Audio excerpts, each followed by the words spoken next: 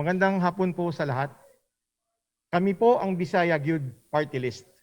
Ang katuwang ng Kabisayaan tungo sa mas mabilis, mas mainam, at mas matagalang kaunlaran. Sa panahon ng ating paglilingkod sa mga rehiyon, natunghayan natin ang realidad ng ating mga kababayang Bisaya na napipilitang makipagsapalaran sa Kamaynilaan o mangibang bansa.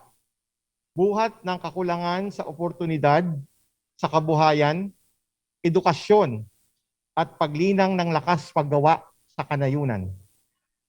Kaagapay ang mga inisyatibong inilunsad ni Pangulong Rodrigo Roa Duterte at Senador Bongo sa Visayas at Mindanao.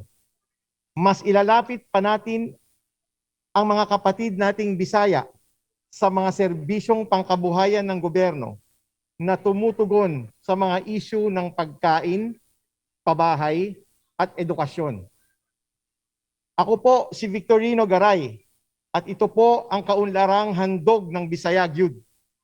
Umaasa po kami na maging kabahagi ang mga kababayan nating Bisaya sa adhikain nating patas na pag-unlad ng bansa at pagsulong ng kultura, yaman, at kapasidad ng Kabisayaan. Sa mga igsuon kong mga Bisaya, magkahiusa kita ug magtinabangay. Daghang salamat.